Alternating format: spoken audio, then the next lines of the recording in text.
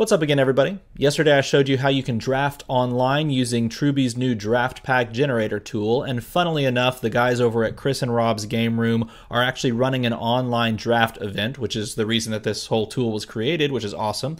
We did our draft this past Saturday, so I want to walk you through my portion of the draft from my perspective. You can see what picks I made, and I'll talk to you about why I made them. This is totally off the cuff, non-scripted, so if I see something that I think was a mistake, then I'll mention it because I could have made some mistakes. I think there were a couple of times where I actually may have made a few mistakes within the draft process, but let's take a look at how I did and what I came away with. So first thing we're going to look at is the spreadsheet that we did our draft on. We had Jared, Ben, Michael, Corey, sorry if you don't want me to show your last names, I apologize, Paul, Zach, and me, and Troy. So those are the 8 people that drafted. It was an 8-person draft. Here are the options for cards that we can draft. Here's like the rainbow. This column is the number of cards that are in play. So for example, there's going to be 1 Absorbing Man somewhere in someone's hand. There's going to be 2 Balders. This Ben, well, while he was waiting, Ben just wrote a cheat sheet for himself, so feel free to look through that. Things we know, we're drafting Thor. So things we know about Thor. We know that the common Hulk is really, really good. We know that the uncommon Thor is really, really good. We know that the Warriors 3 are pretty good. We know that the basic actions are insane and kind of help decide what you want to play. We know villains are really good as well. Those are some of the things that we'd be looking for in our starting hand and then in subsequent hands after that. And you can see sort of the layout, the lay of the land. Let's kind of scroll down. I'll try to do it slowly. Now played by Zachary Levi. Rip Zachary Levi. He's no longer playing him because he was, spoiler alert, killed in the most recent Thor movie. Yeah, this is what we're looking at. There's a lot of fixers. So Yarnbjorn makes an appearance, as well as Mjolnirs. There's a lot of Mjolnirs. There's a couple of male Thors, so there's 2. That's something to keep our eye on. There's a lot of Volstags. Let's see, there's a couple of Fix-Its, but it's harder to make Fix-It work in a draft setting. Yeah, let's look at Hulks. There's 3 Hulks, so there's a possibility. If we get one in our starting hand, then we definitely want to draft that. Other than that, there's a couple of Kate Bishops. Use that for the common. You get the common one and kill yourself on accident or lose all your life on accident. So that's kind of what we're looking at. There's a Billy Club, 2 Billy Clubs. So a lot of fixers. How many Heimdalls? That's important to take a look at. There's 3 Heimdalls. That's cool. So overall, that's what we're looking at, and we'll kind of use that to base our thought process on when we go into the draft. So let's take a look at my opening hand. All right, so here's my opening hand. These are the basic actions that were given to me. I have Big Entrance, which is pretty decent little early game buy and get a bunch of small characters out. So I could be thinking small characters with my first pick or with the first couple of picks. We were also given Arch Nemesis, which is a really cool one if we can get Rare Surtur. And Rare Surtur is expensive. He's a 7-drop. But this, when I saw Arch Nemesis, the moment I saw this, I thought, ooh, Rare Surtur would be pretty interesting. Nice, fun win condition. You just buy Surtur, use Arch Nemesis to deal Surtur's attack damage to one of your opponent's characters and clear their board. So looking at our first pack, we've got the rare Mr. Fix-It, rare Iron Man, uncommon Nick Fury. We have both Nick Furies in our starting hand. There's only 2, and that's an important distinction to make because this common Nick Fury is really, really good. This Volstagg is really, really good as well. This is the Overcrushing Volstagg, so our very first choice sort of falls, it looks like, and because these ones don't jump out to me, this Breath Weapon Surtur is pretty good. So for me, I'd be looking at this Breath Weapon Surtur, Volstagg, and Nick Fury. Not knowing what's coming next and not knowing if I can put together the Warriors 3 easily or knowing if I'm going to get a rare Surtur, Nick Fury is a really safe choice because there are a lot of villains within this set that are really good to draft or pretty good to draft. Assuming that you're going to have a villain on your opponent's side of the field, then everything being free to field is really solid, especially if you get something like Surtur. So this was my first pick. I ended up taking this one, and it was very close between that and Volstagg because this card is so strong. Even if you only get 2 of the 3 Warriors 3, having the Overcrushing one is pretty good. So I ended up taking this first Nick Fury in my first pack. All right, so this is my second pack. So we take a look at my second pack, and right there, right off the top, is the rare Surtur that works wonderfully with Arch Nemesis. And if we can make him free to field with the Nick Fury that we already drafted, then we're avoiding having to pay that pretty high, I think it's 2 on top, fielding cost for the stat line. Other cards within this don't really jump out to me. This Karnak is pretty good. He's a 2-drop for a 4/3. This Yarnbjorn is really, really good. But there are, I think, 3 others floating around because this is one of 4. Here's the same Volstagg. This is another opportunity to draft Volstagg, but because we didn't take the first one in the first hand, and because this works really well with the basic action that we're forced to have, this seems like the better pick over this Volstagg right away. Plus, again, we don't know if we're going to see any Fandrels or any Hogans. Because they could be in other people's hands and have been drafted already. This Pepper Potts is also really good. It's decent ramp in the early game and just kind of stays around. Obviously, you can't attack with it, so you're not looking at the stat line too much. You can block with it, though. But prepping a die is pretty decent. I end up taking this Surtur just because it's easy synergy between the basic actions that we already have, and that's not a terribly difficult thing. If we can get Heimdall, then we can ramp to this Surtur fairly easily, especially if you're playing a Heimdall and Heimdall game where you can use it twice. So this seems like a natural synergy, and this helps your fielding costs there. All right, pick number 3, pack number 3, we're looking at these cards. All right, so we have our first Fandral.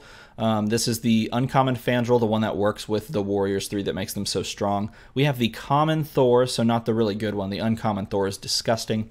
We have the uncommon Hulk. If it were the common Hulk, this would be an auto pick, even though it's expensive. It's a 6-drop, but because it's not, this uncommon Hulk is not nearly as good. It's got a nice global, but you're not drafting for globals, at least at this early portion of the game. And again, we're not drafting for globals at this early portion of the game. It's a little too early to pick Heimdall when you could pick other value cards here. So other options, you're never picking Beta Ray Bill. The rare Crystal is a really good card. It's a really good card if you're trying to get some sidekicks. Like if you have Malekith, the uncommon Malekith already, this is an auto pick. You put this on your team immediately because it's just so brokenly good with that exact card. So for me, looking at these cards, and I don't have any villains, so this doesn't matter. Looking at these cards, I like Fandral and Samantha Wilson. Samantha Wilson's decent with some ramp stuff, especially if you have like ramp basic actions, or really, I guess these two work together nicely. But I end up taking Fandral here because the Warriors 3 are a decent win condition in and of themselves, and I know that 2 of the Volstaggs have already passed me. But if I can get the Hogan, that's the uncommon or the common, the one that's really, really good and gives Intimidate, then even just Fandral and Hogan are good enough. So I ended up taking the Fandral here, and I have this to show for my first 3 picks. All right, pick number 4, pack number 4, we're looking at this, and the first thing that jumps out to me is the fact that we found the Intimidate Hogan right after drafting our first of the Warriors 3. We could draft a second set of dice for Fandral, but remember this is a draft pack draft, so even just selecting one character with the Warriors 3 is perfectly fine because you're getting 2 dice for it. So Hogan seems like an auto pick. None of these other ones are that enticing except maybe this Wrecker, and maybe this Heimdall. But all of those pale in comparison to Hogan because he's just so strong with the Fandral that we already drafted. They're both expensive. All of the Warriors 3 that you want to put together are all 5-drops, but we can get them for 4-drops and put them in our bag with big entrance. So that seems like an easy play if we can put it all together. Turn 1 and turn 2, pick one of these guys up, probably the Hogan right here. Pack number 5, and I think we hit our first mistake. This is where I think I made my first mistake of the draft. And maybe it's not too big of a mistake, but we have Pepper Potts here. That's a decent one if we can get an Iron Man. This Iron Man is not bad at all. It really isn't. So maybe this isn't that big of a mistake because I end up taking this Iron Man. I don't need 4 Fandral dice. I'm not going to buy 4 5-drops, you know? So this Iron Man seems like it has the most value because if you're up against villains, this thing is like insanely statted. It ends up, I mean, even just like the Malekith sidekick team, 3 sidekicks and Malekith in your field, you're giving this thing +4 defense on all sides. It's never getting KO'd. It's 1 blocker, but it's never getting KO'd, which is solid. Everything else here doesn't have the same power level as that, except maybe this Spider. So I think these 2 are the front runners. taking this Pepper Potts just for a 3-drop, an understated 3-drop without having an Iron Man already, it doesn't seem very prudent. So yeah, I wouldn't say this is a mistake. The more I think about it, the more I think this is probably just the right pick. Or maybe Spider, but I think it's close. Enough with that. All right, on to pick number 6, and pick number 6 looks kind of lame, except for exactly Volstagg. Volstagg here is really strong. If it were the common, it would be amazing. This would be an auto pick, but it's not. I don't have any villain synergy outside of Surtur. Neither of these Mjolnirs look good. Hela's too big for a 7-drop. She's pretty cool. That gives Immortal, but she's too big. I already have one 7-drop that has some synergy. No real synergy with Jane Foster. Punisher's bad, so we easily just take Volstagg. And now we have the Warriors 3, albeit not the strongest combination of the 3. Obviously, you'd want the common here that goes with it and gives everything Overcrush, which would be pretty solid. But we did pass 2 of those. We saw 2 of those go by, so there's a chance that one of those loops back around here, and if so, I wouldn't actually mind having 4 dice for Volstagg because it does give Overcrush, which is probably the most flexible of them. Intimidate, I don't know, Intimidate and Overcrush are both really, really strong. Pick number 7, we're looking for value at this point. We're not really looking, I mean, if we come across something that fits this team, we'd be golden. But if we can find something that just has a little bit of value, that would be great. So looking at our picks, this is pretty bare bones. There's a super rare that's made it all the way, but unfortunately it's the bad one. Well, not that bad, but it's a 7-drop that you can use one time, you know, for the sacrifice effect to prevent a bunch of damage, but it's not really that strong, and you have to get 7 to just get to it. This Punisher is kind of cool, but it's a 6-drop and not cool enough. 7-drop Thor with a kind of a weird global that doesn't really work with you or against you. This Samantha Wilson has some utility. It has an interesting global, but really it's there for the you know, when you deal damage with a sidekick, you could conceivably get some preps from this. So that one seems like the biggest possibility. This common Bifrost is just a little too slow, and you don't want to invest 3 into an action that just does this one thing. And Thor Buster Iron Man is bad, so especially with only 2 Thors floating around there. So Samantha Wilson, but that's a pretty bad pick overall. There's just nothing in that pack that really works with us, so we just grab something and go.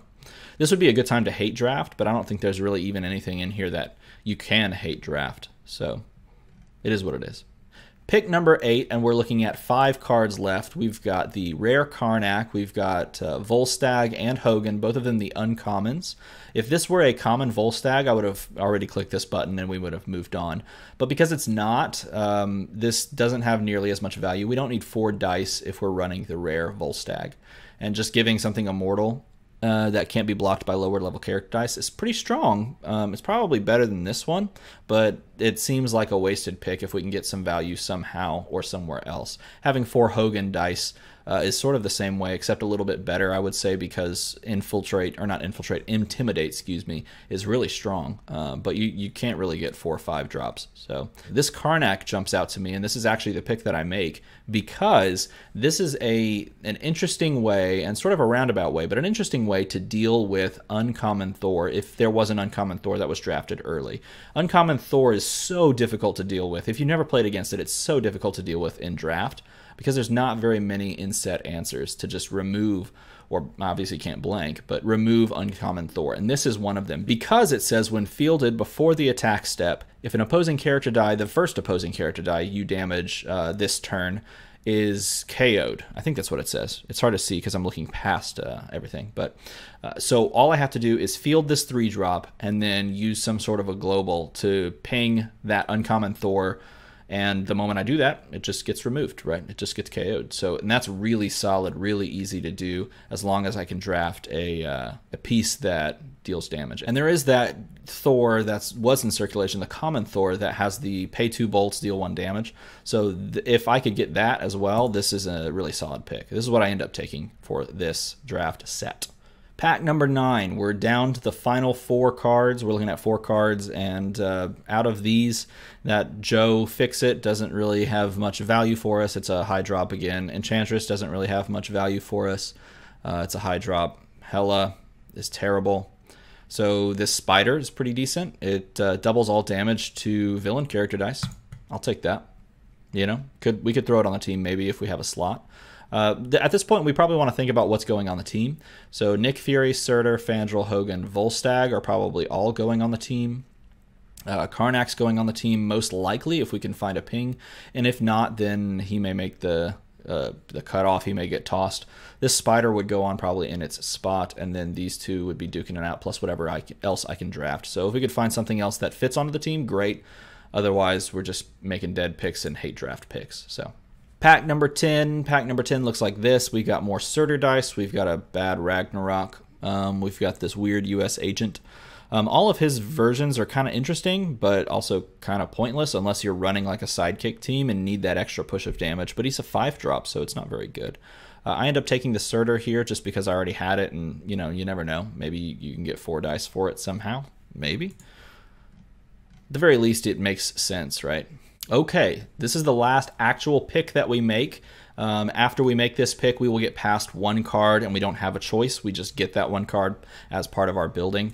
So let's see what we got. And the 2 that we get to choose from is Beta Ray Bill and the Thor that has the ping. So it looks like picking that Karnak 2 picks or 3 picks ago is it going to end up paying off, because this card will allow us to deal 1 damage to target character die. If we pay 2, it goes perfectly with that Karnak. So these 2 are now part of this team. They'll slot in alongside 1, 2, 3, 4, 5, 6, 7. So we'll have 1 slot open to put on our team. So that last slot, you know, maybe could be this Iron Man because it protects you from villains. Maybe this one because it doubles all damage to villains. Yeah, we could find 1 more card in this last pick. Let's see what it gets handed to us. So final pick, final card that gets passed to us is a common Punisher, and that's not good enough to beat out either Iron Man or Spider. Both of those are too powerful in comparison to this. And Samantha Wilson, probably not as good as one of these 4-drops, just being a 5-drop. So obviously we can't draft, we can only draft what's passed to us, right? It would have been amazing to draft a common Hulk, or, you know, like some villains, or even a Fixer or Heimdall. Drafting the 2 Heimdalls that I saw in those like 1st, 3rd, and 4th packs, you know, like the 3rd pack and the 4th pack, would have been too early. So missing out on Heimdall sucks. But, you know, hopefully other people bring it for us and we can use it, because we don't have much ramp built in on this team, and we have some high drops. So we're going to look to rely on big entrants to pick up these 5 drops as 4 drops, or pick up this 3 drop as a 2 drop, and hope that other people, you know, got Investigation as their basic actions and got Heimdall and put it on their team. So this is the team that I ended up putting together from those pieces. We've got the 2-drop common Nick Fury that makes all of my stuff free to field if there's a villain on the other side of the field.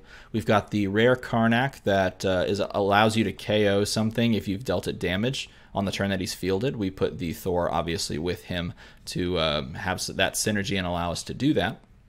We've got the common Spider that is going to double all damage dealt to villain character dice. And I think this is the flip point. You could also put the Iron Man on there that gets buffed on its defensive side based on the number of villains across the field. That one would be good as well.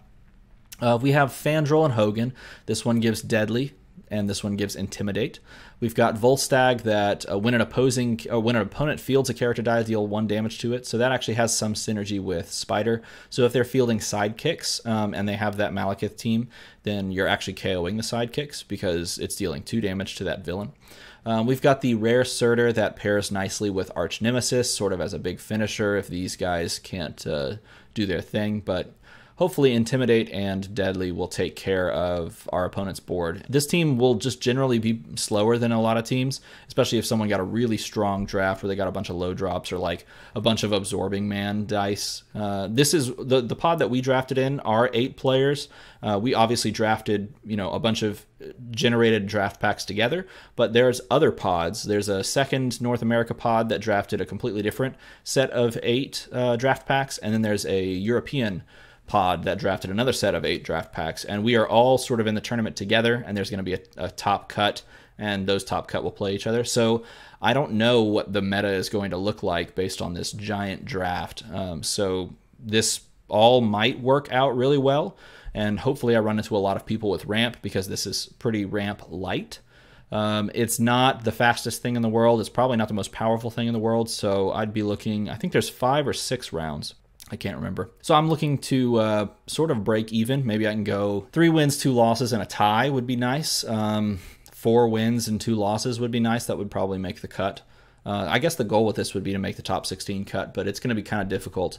The Warriors 3 are pretty good, but I don't think they go toe-to-toe with Common Hulk. And I think they probably get outraced by the villain teams that you could put together. But we'll see how this goes. Let me know how you think this team is going to go. In fact, if it's going to go 5 rounds of Swiss, why don't you put my record in the comments below, the record you think I'm going to have at the end of 5 rounds of Swiss. So like 0-5 or 5-0. You tell me in the comments below. And as always, thanks for watching.